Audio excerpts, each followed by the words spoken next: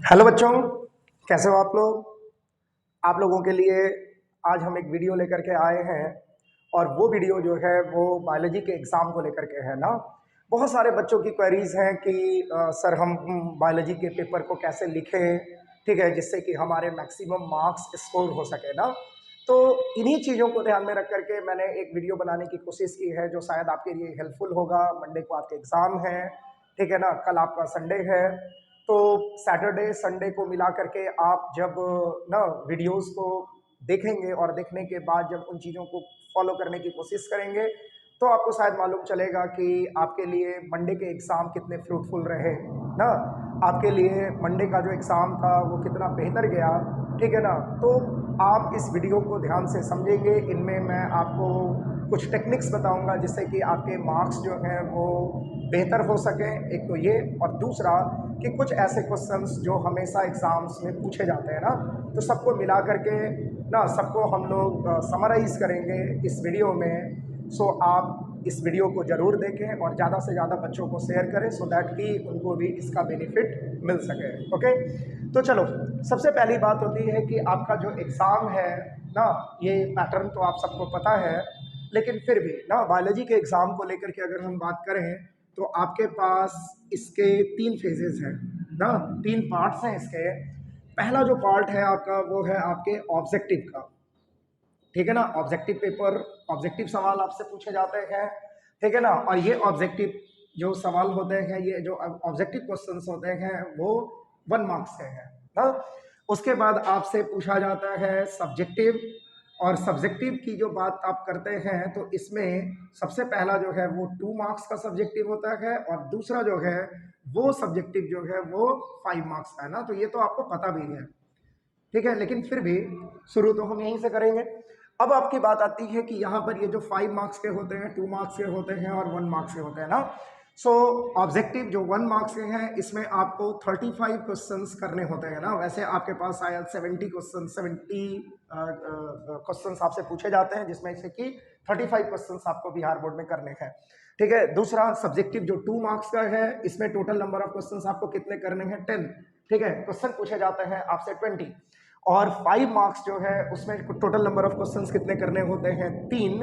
और 3 क्वेश्चंस करने का मतलब ये हुआ कि आपके पास जो टोटल नंबर ऑफ सवाल पूछे जाते हैं वो पूछे जाते हैं कितने, 6 ना।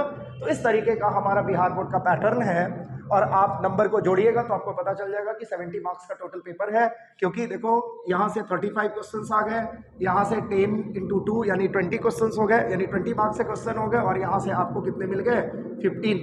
तो ये 5 और 5 10, 3 2 5, 3 2 5 6 1 7, यानी आपको टोटल नंबर ऑफ जो मार्क्स मिल गए ये आपके मैक्सिमम मार्क्स है 70। अब सबसे बड़ी बात यह है कि आप मैक्सिमम मार्क्स को कैसे अचीव करें ना। हमारे पास जो सबसे बड़ी समस्या है वो ये कि हम अपने मैक्सिमम मार्क्स को कैसे अचीव करें। देखो, सबसे पहली बात तो आपको ये समझना पड़ेगा कि आपकी तैयारी कैसी है ना, आपने कितनी तैयारी कर रखी है, ये बहुत इंपॉर्टेंट होता है। दूसरा कि मेरे समझ से आप ना जितना बेहतर तरीके से पढ़ करके जाते हैं उसका रिवॉर्ड ना आपको जरूर एग्जाम में मिलता है, ठीक है ना। लास्ट टाइम का रिवीजन सबसे इंपॉर्टेंट माना जाता है एग्जामिनेशन पॉइंट ऑफ व्यू से ना। आप साल भर आपने क्या किया, कैसे किया, ठीक है, ये सब तो एक तरफ है ही, लेकिन जो लास्ट टाइम में पिछले जो आप 24 घंटे में जो रिवाइज करके जाते हैं, या अगर आपको 2 दिन मिलते हैं यानी 48 घंटे मिलते हैं, उनका जो रिवीजन आप करके जाते हैं उसका जो इम्पैक्ट होता है वही सबसे बेहतर इम्पैक्ट माना जाता है ना। तो आप रिवीजन में कोई कसर ना छोड़ें, ठीक है ना। बायोलॉजी जो आपने पूरी पढ़ रखी है, आपके पास पूरा टाइम है उसको एक बार क्विक रिवीजन प्रोसेस में ले जाने का। आप टोटल क्वेश्चंस जो है उनको आप किसी भी हाल में बहुत आसानी के साथ रिवाइज करें, और खास करके वैसे क्वेश्चंस जिसको हमने गेस क्वेश्चंस के तौर पर कराए हैं उन क्वेश्चंस के ऊपर में खुद को फोकस जरूर करें ना। जिन बच्चों को गेस क्वेश्चंस नहीं मिला है या जो पहली बार इस वीडियो को देख रहे हैं, ठीक है ना, हमारे इस चैनल पर जब आप पीछे जाएंगे तो आपको हर यूनिट के अलग अलग गेस क्वेश्चंस मिलेंगे। आप उन गेस क्वेश्चंस को एक बार जरूर थॉरोली चेक करें और वैसे क्वेश्चंस के ऊपर में आप जरूर फोकस करें। आपको मैक्सिमम क्वेश्चंस जो हैं वो वैसे ही मिलेंगे और आई होप कि आपको ना बेहतर करने का मौका मिलेगा ना। सो देखो, सबसे पहली कंडीशन है, अगर मैं एक टीचर के तौर पर बात करूं या फिर मैं खुद को अपने को एक स्टूडेंट के तौर पर रख करके बात करूं, तो आपको देखो समझना पड़ेगा कि सबसे पहले हम किन सवालों के ऊपर में काम करें ना। 1 नंबर के सवाल, 35 मार्क्स के सवाल हैं, आप उसके ऊपर में तो खुद को फोकस करेंगे ही। आपके लिए देखो सबसे इंपॉर्टेंट चीज है, आपके पास टोटल नंबर ऑफ क्वेश्चंस होते हैं मान लो 70। अब 70 क्वेश्चंस को आप कैसे कन्वर्ट करेंगे कि उनमें से 35 क्वेश्चंस को आप जल्दी से टैकल करें और जल्दी से उसके ना जो बबल्स रंगने की प्रक्रिया है उसको आप बेहतर तरीके से कर सके एक निश्चित टाइम में। देखो, आप एक चीज समझेंगे कि 1 मार्क्स के क्वेश्चंस में आपको मैक्सिमम 45 मिनट्स लगाने हैं। वैसे मेरे समझ से, मेरे हिसाब से ये मैंने मैक्सिमम बता दिया आपको ना, इससे ज्यादा आप ना लगाओ, ठीक है। लेकिन अगर आप मेरी बात करेंगे, मेरी बात माने, तो नियम से तो हमें 35 क्वेश्चंस के लिए 35 मिनट्स ही काफी है, ठीक है ना। एक क्वेश्चन पर 1 मिनट देने की प्रक्रिया अगर होगी तो आपके पास बहुत बढ़िया एक टाइम बच जाएगा जिसमें कि आप 2 नंबर और 5 नंबर के सवालों को बेहतर तरीके से बना सकते हो ना। तो ये प्रक्रिया भी आपको सीखनी है। लेकिन फिर भी ना, अभी हम ये मान करके चलते हैं कि हमारे पास 45 मिनट्स होंगे 1 मार्क्स के क्वेश्चन को सॉल्व करने के लिए। आपने क्या करना है, जब आपको क्वेश्चन पेपर मिलते हैं, 1 मार्क्स के क्वेश्चन जब आपके सामने आते हैं, आप पहले सवाल को पढ़ें। अगर वो सवाल लगता है कि आपको आता है तो आप तुरंत से वहां पर पेंसिल से उस पार्ट को टिक कर दें, और टिक करने के बाद गोले तुरंत से भर लें ना। अगर आप 100% श्योर हैं कि मुझे ये वाला सवाल और इसका आंसर जो है वो आता है, आप ज्यादा टाइम ना लगाएं, एक बार सवाल पढ़ें। अगर वो सवाल आपको समझ में नहीं आ रहा या आपको लगता है कि नहीं इस सवाल के आंसर में मुझे डाउट है, तो आप उस सवाल को वहीं पर स्टॉप कर दें, ठीक है ना। ये बहुत इंपॉर्टेंट है। दूसरी सबसे बड़ी बात कि उसके बाद फिर आप वैसे ही सेकंड क्वेश्चंस में आए। मान लो आपको सेकंड क्वेश्चंस भी पता है, आप तुरंत से क्या करें, उसको ना एक बार थॉरोली पढ़ें, उनके जो भी 4 ऑप्शंस हैं उनको देखें। अगर आपको आंसर तुरंत से पता है, आपको पहले से पता है, तो आप उसको गोले के तौर पर रख लें, ठीक है ना। फिर मान लो आपके पास तीसरा क्वेश्चन है, आपने एक बार पढ़ा, आपको ज्यादा कुछ समझ में नहीं आया, आप उसको वहीं छोड़ देना, रुके नहीं। फिर आप क्वेश्चन नंबर 4 में जाएं, उसको देखें। अगर आपको ऐसा लगता है कि ये क्वेश्चन जो है डाउटफुल है ना, अगर लगता है कि ये क्वेश्चन डाउटफुल है, तो एक बार पेंसिल से उसको गोल ना घेर लें ना, एक सर्कल बना लें ना क्वेश्चन नंबर के ऊपर में, सो दैट कि अगर जरूरत पड़े तो बाद में आप उसको वापस से पढ़ करके और उस सवाल का जवाब दे सकते हैं ना, थोड़ा टाइम ले सकते हैं उसके ऊपर में। उसके बाद क्वेश्चन नंबर 5 आपको आता है, फिर आप तुरंत से उसको क्या करते हैं, उसके क्वेश्चंस को पढ़ते हैं, पढ़ने के बाद उसके जो आंसर मिलते हैं उसको फट से आप वापस से गोले के तौर पर रंग लेते हैं ना। और इस तरीके से आप उस पैटर्न को फॉलो करते हैं, क्योंकि देखो ध्यान देना है, क्योंकि आपको 70 क्वेश्चंस पढ़ने ही पढ़ने हैं, ठीक है ना। 70 क्वेश्चन पढ़ने से फायदा ये है कि 70 में से 35 क्वेश्चंस आपको वैसे मिल जाएंगे ना, आपको अकबकाने की जरूरत नहीं है। 70 में से 35 क्वेश्चन जरूर ऐसे मिलेंगे, अगर आपने थोड़ी भी पढ़ाई करी है ढंग से, वो आप खुद से बड़े आसानी के साथ बना सकते हो और बड़े आसानी के साथ आप 35 में 35 स्कोर कर सकते हो ना। सो सबसे पहले अपने आप को बिल्कुल जिसको कहते हैं ना, बिल्कुल अपने आप को डिटरमाइन कीजिए कि मुझे 70 क्वेश्चंस पढ़ने हैं ना। 70 क्वेश्चन जब तक आप पढ़ेंगे नहीं तब तक आपको मालूम नहीं चलेगा। बहुत बार ऐसा होता है, बहुत बार बच्चे कहते हैं सर हमने 45 क्वेश्चन ही पढ़ा, 50 क्वेश्चन ही पढ़ा, हमने जवाब दे दिया। इधर देखिए ना, वो लास्ट वाला जो पार्ट है उसमें बहुत हल्के हल्के सवाल थे, हम वहां तक नहीं पहुंच पाए, जिसके कारण हमारे 5 क्वेश्चन गलत हो गए ना। तो ये काम आपको नहीं करना। सबसे पहला काम 1 मार्क्स क्वेश्चन के लिए आपका बहुत सिंपल सा सिद्धांत है कि आपके पास जो 70 क्वेश्चंस है, 70 क्वेश्चंस को आप एक बार टच जरूर करें, एक बार उसको जरूर पढ़ें, ठीक है। दूसरा कि आप टाइम को बचाएं, मतलब आप टाइम ज्यादा ना दें उसको। एक बार अगर आपने पढ़ लिया, पढ़ने के बाद अगर कोई क्वेश्चन आपकी जद में है, ठीक है ना, पढ़ने के बाद अगर वो क्वेश्चन लगता है कि आपको उसका आंसर पता है, तो आप तुरंत से टिक करके गोले रंगें। अगर आपको पता है कि अभी इसमें टाइम लगेगा, तो आप उसको छोड़ करके निकलें। अगर कोई क्वेश्चन डाउटफुल है तो उस कंडीशन में मैंने आपको बताया कि उसको सर्कल मार्क्स करके छोड़ दें, इसलिए क्योंकि सर्कल मार्क्स करेंगे तो लास्ट में फिर आपको खोजने की या ढूंढने की जरूरत नहीं पड़ेगी, आप उस सर्कल पॉइंट को एक बार देखेंगे, ठीक है। अगर मान लो आपके 35 पूरे हो गए तब तो कोई दिक्कत नहीं है, लेकिन मान लो अगर आपके 35 पूरे नहीं हुए हैं, 2 क्वेश्चन बच गए, 3 क्वेश्चन बच गए और आपने ऐसे 7-8 सर्कल कर लिए हैं, तो आपके पास ऑप्शन होगा कि 8 में से 3, 8 में से 4, 8 में से 5 क्वेश्चंस को वापस से आप कर सकते हैं ना। तो सबसे पहला कंडीशन ये है कि आप 1 मार्क्स के क्वेश्चंस को कंप्लीट करें, ठीक है ना, 45 मिनट से ज्यादा का टाइम ना ले तो बेहतर है, ठीक है ना। सारे क्वेश्चंस को पढ़ें, 70 आउट ऑफ 70 क्वेश्चंस को पढ़ें, ठीक है। और एक एक नंबर के सवाल को आप एक बार पढ़ें, अगर आपको वो समझ में आता है तो ठीक, नहीं तो फिर आप आगे बढ़ते जाएं ना। और इस तरीके से आप एक फ्रेम कर लें, 70 क्वेश्चन पढ़ेंगे तो आपको 35 क्वेश्चन जरूर मिल ही जाएंगे, जो आपको पता है, या फिर आप उनको बड़े आसानी के साथ बना सकते हैं ना। तो इससे फायदा ये होता है कि आपकी गलतियां जो है 1 मार्क्स में जो सबसे ज्यादा होती हैं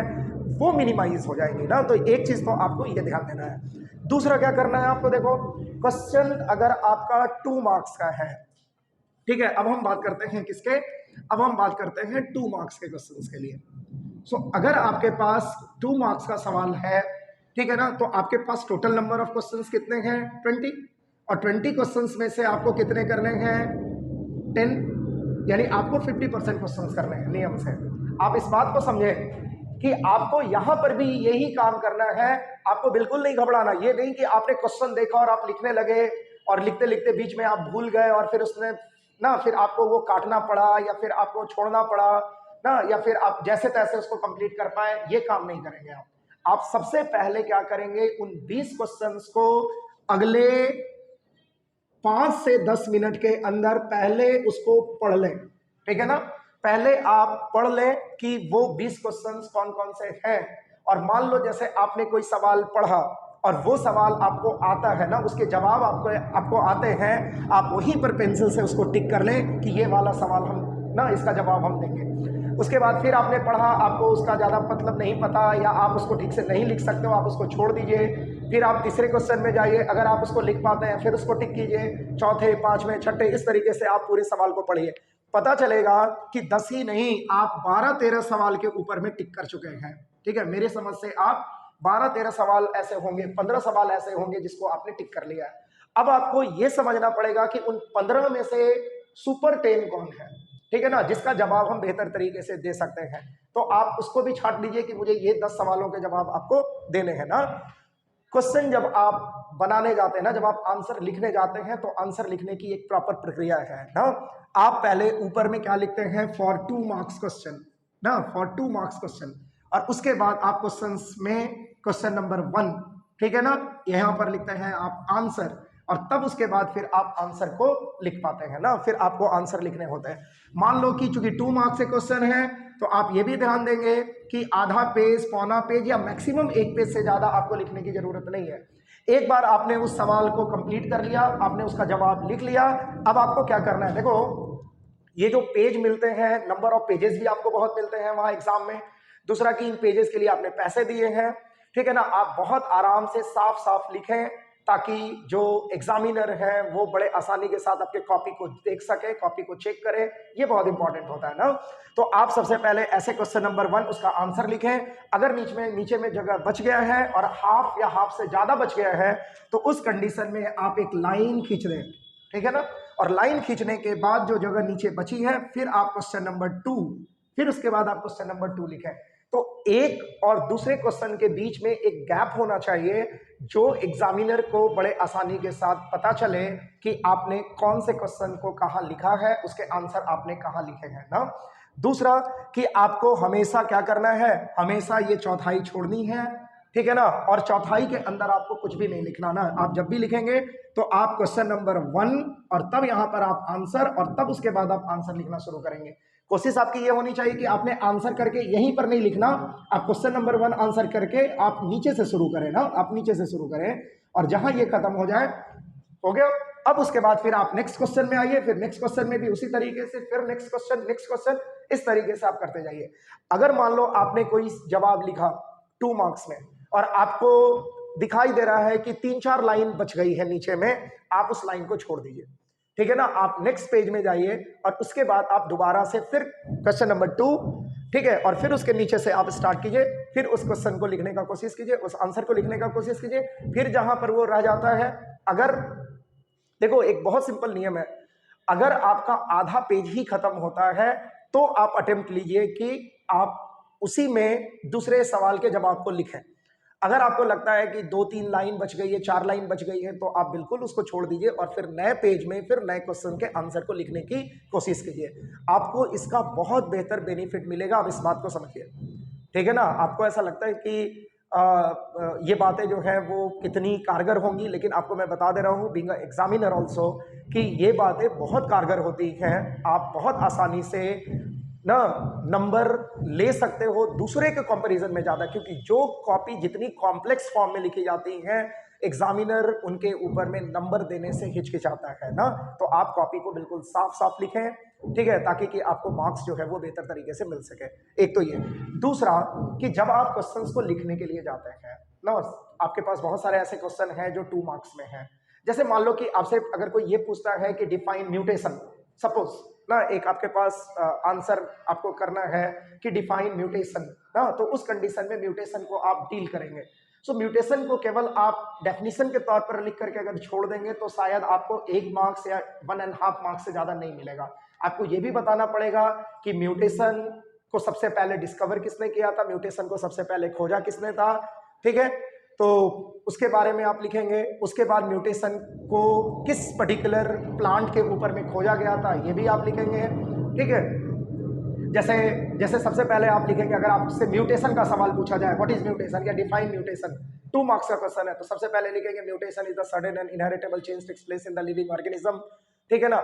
दूसरा कि बेसिकली चूंकि इनहेरिटेबल नेचर के हैं म्यूटेशन, तो इट इज ना जेनेटिक यानी चेंज इन द जीन्स और क्रोमोसोम, ठीक है ना, इनके पैटर्न में जो चेंज आते हैं तभी आप म्यूटेशन को डील करते हैं। तीसरी सबसे बड़ी बात कि म्यूटेशन वाज, अब आप लिखेंगे म्यूटेशन वाज डिस्कवर्ड बाय, ठीक है, किसने किया था, तो ह्यूगो डी ब्रीज, ठीक है ना। किसके ऊपर में किया था, on a plant known as Oenothera lamarckiana. अगर आपको ये नहीं पता, अगर ये नाम थोड़ा टफ लग रहा है तो आप इवनिंग प्रीमोज भी लिख सकते हैं ना, इवनिंग प्रीमोज ये लिखेंगे। और उसके बाद एक लाइन आप और बढ़ाएंगे कि mutation is also known as a sport, ठीक है ना, इट इज ना, और सॉल्टेशन इफेक्ट। इतनी बातें अगर आपने लिख दी तो म्यूटेशन का डेफिनेशन वो आपको 1.5 नंबर दे जाएगा। और बाकी ये जो 2 पॉइंट्स आपने ऐसे लिखे जो बहुत ही यूनिक पॉइंट है, जो शायद ही कुछ बच्चों ने लिखे होंगे, तो उसके लिए आपको अलग से आधे मार्क्स जरूर दिए जाएंगे ना। तो इस तरीके से आप आंसर को फ्रेम कीजिए।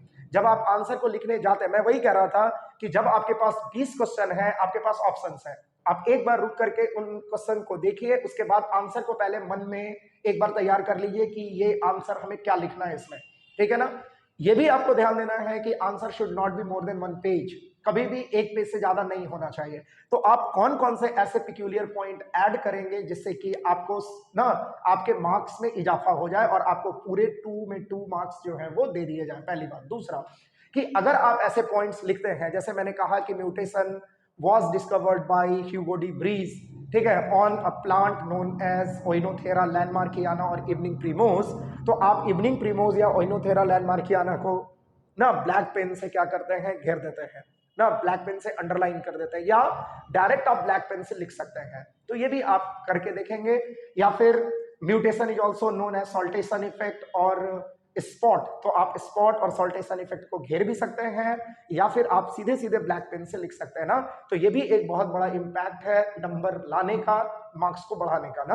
तो ये हो गया आपका दूसरा। याद रखें, हर क्वेश्चंस में, हर क्वेश्चन को मिला करके आप मैक्सिमम, चूंकि देखो आपके पास 3 घंटे हैं ना, और 3 घंटे में आपने 45 मिनट आपने खत्म कर दिए हैं। इसका मतलब ये हुआ कि 2 आवर 15 मिनट्स अभी आपके बचे हुए हैं, ठीक है ना। सो आप 15 मिनट्स को तो निकाल दीजिए। ये 15 मिनट्स में आपको साइन करने होते हैं, ये करने होते हैं, वो करने होते हैं, ये सब उसी में चला जाता है। यानी ऑल्दो आपके पास कितने बचे हैं, 2 आवर्स।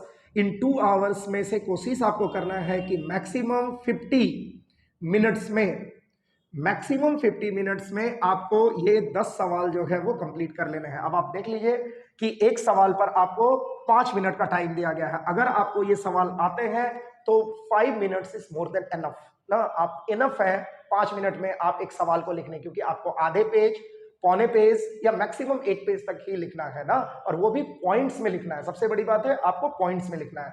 तो आप एक लाइन जब आपका कंप्लीट होता है आप अपने पॉइंट को बदल लीजिए, ठीक है ना, फिर आप नेक्स्ट पॉइंट में चले जाइए। तो इस तरीके से आप एक छोटे पेज में यानी कहने का मतलब ये हो गया हाफ पेज में या फिर हाफ से थोड़े ज़्यादा पेज में भी आप अपने आंसर को बहुत सटीक तरीके से लिख सकते हैं और आपको पूरे 2 मार्क्स जो है वो मिलने की संभावना बन जाती है ना।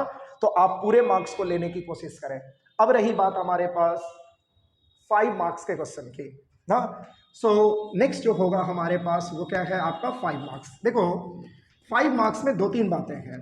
एक तो ये कि 5 मार्क्स को लेकर के आपके पास वैसे तो आपके पास 1 आवर 15 मिनट्स के आसपास में है, यानी सवा घंटे में आपको क्या करना है, इन 5 क्वेश्चंस को कर लेना है, मतलब 5 मार्क्स के क्वेश्चंस को कर लेना है।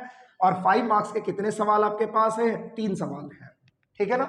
3 सवाल हैं तो आप इसको वैसे भी जोड़ लीजिए तो आपको पता चल जाएगा 20-20 मिनट, 25-25 मिनट आप आराम से ले सकते हैं ना। यानी एक सवाल को आप 25 मिनट तक लिख सकते हैं। आप सोचिए कि आपके पास कितना ज्यादा टाइम बच गया अगर आप ना उस पैटर्न को फॉलो कर रहे हैं जिस पैटर्न के बारे में आज हम आपको बता रहे हैं ना। सो उस कंडीशन में अगर आप, अच्छा चलो 25 मिनट नहीं रखते हैं हम, चलो इसको 20 मिनट भी रखते हैं ना, चलो 20 ही मिनट रखते हैं, 20-3 60, यानी कि आपको 1 घंटे का पूरा टाइम मिला है और उसमें आपको 3 सवाल निपटाने हैं। अब आप ध्यान दीजिए 5 मार्क्स के क्वेश्चंस, अब आप जब लिखने जाओगे जहां पर आपका 2 मार्क्स का क्वेश्चन खत्म हो गया, ठीक है, अब उसके बाद आप क्या करेंगे, पेज को जरूर बदलें। अगर उसमें आपने 2 लाइन भी लिखा है ना तो उस पेज में आप यूज ना करें ना, आप उस पेज को यूज नहीं करें। आप नेक्स्ट पेज में जाइए और फिर लिखे आप 5 मार्क्स क्वेश्चन, ठीक है ना। और तब उसके बाद आप 6 क्वेश्चंस को पहले पढ़िए, ठीक है ना। 6 में से 3 क्वेश्चंस कौन से करने लायक हैं आपके, उन क्वेश्चंस को आप पेंसिल से जरूर टिक कीजिए। पेंसिल जरूर रखना है आपको, ठीक है ना, पेंसिल से एक बार जरूर टिक कर लीजिए। और तब उसके बाद क्वेश्चन लिखने से, सॉरी आंसर लिखने से पहले ध्यान दीजिए इस बात को, आंसर, क्योंकि 5 नंबर के क्वेश्चंस आपको बड़े लिखने होते हैं, आपको कुछ चीजें याद रहती हैं, आप शुरू करते हैं बाद में भूल जाते हैं और वो सब आंसर जो है वो उल्टा पुल्टा हो जाता है या आप उसको कट करते हैं, आपका टाइम बर्बाद होता है ना, फिर आपके पास टाइम कम बचता है और आप जैसे तैसे लिख करके आते हैं और आपको जैसे तैसे नंबर भी दे दिया जाता है। ध्यान रहे जब भी आप 5 नंबर के क्वेश्चंस को लिखने जाएंगे आपको 2 बातें ध्यान देनी है। पहली बात कि एक बार 5 मार्क्स के क्वेश्चंस को आप अपने दिमाग में घुमा लीजिए कि आपने कौन से आंसर लिखने हैं, मतलब कितने बड़े आंसर आप लिख सकते हैं या फिर कितनी बातें आपको उस 5 मार्क्स के क्वेश्चंस के आंसर के तौर पर याद है ना, एकदम दिमाग में पहले घूम जाना चाहिए, तभी आप पेन चलाना शुरू करें। पहली बात हो गई। दूसरा सबसे इंपॉर्टेंट चीज कि एक बार अगर आप 5 मार्क्स के क्वेश्चंस को स्टार्ट करें तो आप सबसे पहले उन 6 क्वेश्चंस में से यह देखने की कोशिश करें कि इनमें से हम जल्दी से किसको लिख सकते हैं ना। आप बहुत लेंदी सवाल को कभी भी ना लिखने की कोशिश करें। देखो मैंने क्लास में भी आपको बताया है कि हम डीएनए रेप्लिकेशन पढ़ते हैं, हम प्रोटीन सिंथेसिस पढ़ते हैं, हम जीन रेगुलेशन इन प्रोकैरियोट्स पढ़ते हैं ना, हम म्यूटेशन पढ़ते हैं, हम ऐसे ऐसे जो टॉपिक्स पढ़ते हैं जो काफी हैवी टॉपिक्स हैं, उन टॉपिक्स के अगर सवाल आपसे पूछे जाए और 5 मार्क्स में सवाल पूछे जाए तो आप उनसे बचें, क्योंकि डीएनए रेप्लिकेशन अगर आप लिखने जाएंगे तो पता चलेगा कि 40 मिनट आपने दे दिया, ठीक है ना। अगर आप प्रोटीन सिंथेसिस लिखने जाएंगे तो आप पता चलेगा 40 मिनट ना गवा गए। तो इससे बेहतर क्या है, अगर आपसे पूछा जाए कि what do you mean by genetic code, ठीक है ना, write some characteristic feature of genetic code, आप इसको लिखिए, ठीक है ना। कोडोन्स को आप डिफाइन कीजिए, डिफाइन करने के बाद कोडोन्स को खोजा किसने था, कुछ साइंटिस्ट का नाम, जैसे आपका नीरेनबर्ग है, ठीक है ना, ओकारा है, ठीक है ना, डॉक्टर हरगोविंद खुराना, ये जरूर लिखना है, ठीक है ना। तो इस तरीके से आप उसको लिखिए और उसके बाद आप बताइए कैरेक्टरिस्टिक्स ऑफ जेनेटिक कोड, और वो सारे code, genetic codes are universal, क्यों कहते हैं यूनिवर्सल ये बता दीजिए। उसके बाद genetic code are non ambiguous, क्यों कहते हैं नॉन एम्बिगुअस ये बता दीजिए। जेनेटिक कोड्स आर डिजेनरेट, क्यों कहते हैं ये बता दीजिए। फिर उसके बाद स्टार्ट एंड स्टॉप कोडोन की चर्चा कीजिए। याद रखें स्टॉप कोडोन में यूएजी, यूजीए और यूएए, जिसको आप अंबर, ओपेल एंड ओर का कहते हैं, ये जरूर आपको मेंशन करना है। तो इस तरीके से आप एक आंसर को फ्रेम करते हैं। मुश्किल से 1.5 पेज में जाते जाते वो आंसर कंप्लीट भी होते हैं, मुश्किल से 15 मिनट में वो आंसर कंप्लीट होते हैं, 5 मिनट आप उसमें भी बचा लेते हैं और उसके बाद आपको इसमें पूरे मार्क्स भी मिलते हैं। तो आप ऐसे क्वेश्चंस के आंसर को चूज करें 5 मार्क्स में, ऐसे क्वेश्चंस को चूज करें जो आपको पूरी तरह से पता हो, पहली बात, और दूसरा कि जिसको लिखने में आसानी हो। देखो जैसे आपके पास मान लो कि अगर पूछ देता है स्ट्रेट फॉरवर्ड क्वेश्चन आपसे पूछे जाते हैं, कैंसर आपसे पूछ लिया गया एग्जाम में, देखो कैंसर आप लिख सकते हो ना, इसमें कहीं कोई दो राय नहीं है, लेकिन कैंसर अगर आप लिखने जाएंगे और अगर आप सब कुछ लिखना चाहते हैं तो उसमें आपको आधे घंटे से ऊपर का टाइम देना पड़ेगा। तो उस कंडीशन में क्या आपके पास कोई दूसरा ऑप्शन है, कोई दूसरा सवाल ऐसा है जिसको कम टाइम में आप बेहतर लिख सकते हो, तो आप उस कैंसर को छोड़ सकते हो। हाँ, आपके साथ मजबूरी तब हो जाती है कि जब आपके पास दूसरे कोई ऑप्शन नहीं है, आपको कैंसर ही याद है उस पर्टिकुलर टाइम में, तो फिर तो आपको लिखना ही है। लेकिन हाँ, उसमें भी एक बड़ी इंपॉर्टेंट सी चीज है। मान लो कि आपके पास वो 6 क्वेश्चंस हैं जिसमें 2 क्वेश्चन ऐसे हैं जो आपको पूरी तरह से पता है और वो क्वेश्चन बहुत शॉर्ट फॉर्म में लिखे जा सकते हैं, मतलब कम में ज्यादा बेहतर लिखा जा सकता है, आपने उसको लिख दिया। अब बचे 4 क्वेश्चन और चारों क्वेश्चंस में से 3 क्वेश्चन ऐसे हैं जो आपको नहीं आ रहे हैं, पूरी तरह से नहीं आते, और उसके बाद आपको कैंसर आता है। तो उस कंडीशन में फिर आप अटेम्प्ट लेंगे कैंसर का, लेकिन उससे पहले आप उन 2 क्वेश्चंस का जवाब दे दें, तब जाकर के लास्ट में कैंसर लिखना शुरू करें, सो दैट कि जितना टाइम आपका बचेगा उतने में आप लिखने की कोशिश करें कि अगर 2-4 लाइन छूट भी जाता है तो कम से कम 2 आंसर तो आपके पूरी तरह से प्रिपेयर्ड हैं। नहीं तो क्या होगा कि अगर आपने पहले ही कैंसर लिखना शुरू किया, बहुत सारे बच्चे ये वाली बात कहते हैं कि सर वो 5 नंबर के सवाल को हम बहुत लिख दिए, टाइम नहीं मिला, जिसके कारण हमारा दो जो है वो छूट गया, ठीक है, एक जो है वो छूट गया क्वेश्चन। तो ये वाला काम आप बिल्कुल ना करें, क्योंकि अगर आप ये काम करेंगे तो इसका एक बहुत बड़ा नुकसान जो है वो आपके मार्क्स पर आपको दिखाई देगा। दूसरा कि देखो, एग्जाम का अपना एक नियम है और वो नियम बहुत क्लियर है कि आप इंडिविजुअलिटी के तौर पर ना, आप एक इंडिविजुअल आइडेंटिटी के तौर पर एग्जाम देने जाते हैं। सो मेरे समझ से माल प्रैक्टिसिंग जो है उसको बिल्कुल भी अवॉइड करें, ठीक है ना। और दूसरी सबसे इंपॉर्टेंट चीज कि आप बहुत बेहतर तरीके से ब्लैक और ब्लू पेन का इस्तेमाल कर सकते हैं, क्योंकि आपके पास बहुत टाइम होता है, ठीक है ना। सो क्वेश्चन जब आप लिखते हैं क्वेश्चन नंबर 1 तो, और फिर उसके बाद आंसर, तो वो आप ब्लैक पेन से जरूर लिखें, उसके बाद आप आंसर लिखते जाएं। दूसरा कि देखो, जैसे मान लो कि एक सवाल आपसे पूछा जाता है कि स्पर्मेटोजेनेसिस आपसे पूछ दिया गया ना, या oogenesis आपसे पूछ दिया गया, तो यहां पर बच्चों के साथ सबसे बड़ी समस्या होती है कि हम क्या करें, पूरा लिखें या फिर केवल डायग्राम बना करके निकल जाए। आपको पता होना चाहिए कि अगर आपसे मान लो सपोज स्पर्मेटोजेनेसिस पूछा गया, स्पर्मेटोजेनेसिस को आप डिफाइन कीजिए। स्पर्मेटोजेनेसिस के 4 फेजेस होते हैं, उसको आप बताइए, और उसके बाद आप सीधे डायग्राम पर आ जाइए। आप पूरे डायग्राम को अगर ढंग से बना लेते हैं और हर पॉइंट को एक जगह पर मतलब ढंग से लिख देते हैं, कहां पर मल्टीप्लिकेटिव फेज है, कहां पर मैचुरेशन फेज है, कहां पर ना उसके बाद कहां पर ग्रोथ फेज है, ठीक है ना, तो इस तरीके से, या फिर कहां पर स्पर्मियोजेनेसिस है, उस पॉइंट को अगर आप ढंग से बता देते हैं, ठीक है, उसके बाद आप ये बता देते हैं कि किसको प्राइमरी स्पर्मेटोजोआ कहते हैं, ठीक है ना, किसको आप प्राइमरी स्पर्मेटोसाइट कहते हैं, किसको आप सेकेंडरी स्पर्मेटोसाइट कहते हैं, किसको आप स्पर्मेटोगोनिया कहते हैं। अगर आप फिगर में सब कुछ सही सही दिखा देते हैं, कहां पर मियोसिस हो रहा है, मियोसिस 1 कहां हुआ, माइटोसिस कहां हुआ, अगर आप उस पॉइंट को दिखा देते हैं तो आप मान करके चलिए कि आपको अब कुछ भी लिखने की जरूरत नहीं है, आपको पूरे के पूरे मार्क्स जो है वो प्रोवाइड कर दिए जाएंगे ना। लेकिन आपको ये देखना पड़ेगा, आपको ये इंश्योर करना पड़ेगा कि जो आपने डायग्राम बनाया है वो सही है, और दूसरा कि जो आपने लेबलिंग करी है वो बिल्कुल सही है। और एक बात और, अगर आप मान लो कि डायग्राम बना लिए, ठीक है, वो स्पर्मेटोजेनेसिस का ही है, लेकिन नीचे में आप जरूर लिखेंगे फिगर डैश स्पर्मेटोजेनेसिस, ठीक है, और उसके बाद आप इसको घेरेंगे, तभी जाकर के आपको पूरे मार्क्स 5 नंबर दिए जा सकते हैं ना, नहीं तो हो सकता है कि आधे नंबर आपके काट लिए जाए। सो एग्जाम को लिखने की अपनी एक टेक्निक है, ठीक है, उस टेक्निक को अगर आप फॉलो करते हैं, मैंने लगभग सारी टेक्निक, सारी बारीकियां आपको बता दी कि बायोलॉजी में मैक्सिमम मार्क्स आप कैसे स्कोर कर सकते हैं। हमारे यहाँ हर साल ना लगभग 7 बच्चे, 8 बच्चे, 9 बच्चे जो हैं, ठीक है ना, वो 70 आउट ऑफ 70 स्कोर कर लेते हैं ना। तो वो इसलिए करते हैं क्योंकि, ठीक है ना, क्लास में उनको पहले से ये वाली बात बताई जा चुकी है। लास्ट टाइम पर जब हम ना गेस्ट क्वेश्चंस कर रहे थे, उस दिन भी लास्ट क्लास में भी हमने बच्चों को यही वाली बात बताई थी कि किस तरीके से आप अपने क्वेश्चंस को हैंडल करें सो दैट कि आप मैक्सिमम मार्क्स को स्कोर कर सकें ना। सो आपके पास, चूंकि आज मैं वीडियो बना रहा हूं, आज सैटरडे की इवनिंग है, ठीक है ना, कल आपके पास पूरा दिन होगा, कल के दिन को आप बिल्कुल भी बर्बाद ना करें, आपको संडे का एक बहुत बहुमूल्य टाइम मिला है ना। सो आपके पास ना दूसरे सब्जेक्ट में उतना टाइम आपको नहीं मिला, बायोलॉजी में आप लकी हो कि आपको ये वाला टाइम भी दिया गया, 24 आवर्स